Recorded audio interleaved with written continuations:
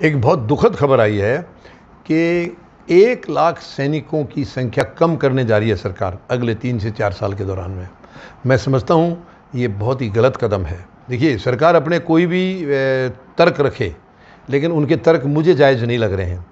अब ये जनरल रावत हैं जो CDS बनाए हैं इस सरकार ने, चीफ जो है ना चीफ ऑफ डिफेंस स्टाफ इनको बना रखा है, यानी कि 3 सेना अध्यक्षों के ऊपर एक चीफ, जो कि मुझे नहीं लगता ये ज़रूरी पद था, क्योंकि इस पद के आने के बाद 3 सेना अध्यक्षों का जो पद है वो कुछ उसको नीचा कर दिया गया है।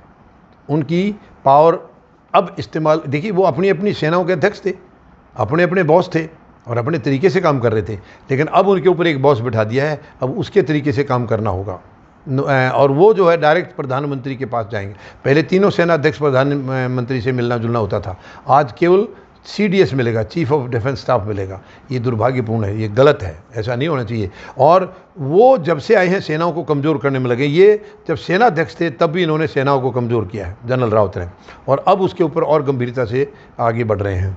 यानी अब 1 लाख जो सैनिकों की जो संख्या घटाने की इन्होंने जो तर्क दिया है, वो तर्क मुझे समझ में नहीं आ रहा, बिल्कुल गलत है। इन्होंने कहा है जो फाइटिंग फोर्स है और जो सेवाओं में सैनिक रहते हैं, उनकी जो औसत है वो हमारी सेवाओं में लगे हुए सैनिकों की ज़्यादा है संख्या, तो उसको इसलिए कम कर रहे हैं ताकि फाइटिंग फोर्स की संख्या ज़्यादा रहे। और दूसरा जो तर्क दिया है वो ये दिया है कि इससे कुछ पैसा बचेगा, उस पैसे से हम सेना के लिए हथियार खरीदेंगे, आधुनिकीकरण पे उस पैसे को खर्च करेंगे। नंबर 1, प्रधानमंत्री महोदय को तो पैसे का गलत इस्तेमाल करने की आदत है।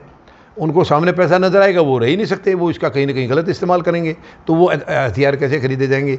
नंबर 2, सेनाओं को यानी कि संख्या को कम करके आप पैसा बचा करके हथियार खरीद रहे हैं, तो आप सेनाओं को ऐसे चलाने जा रहे हैं क्या कि देश की सुरक्षा के ऊपर क्यों आप इतनी गंभीर चोट कर रहे हैं। बहुत दुख की बात है। यानी आज सैनिकों की संख्या कम करके पैसा बचा के आप हथियार खरीदेंगे। आपके लिए सेना के लिए पैसा देने के लिए नहीं रहा, सेना को हथियार खरीदने हैं उसके लिए आपके पास पैसा नहीं रहा। लूटने के लिए पैसा है आपके पास, संसद भवन बनाने के लिए पैसा है आपके पास 20,000 करोड़।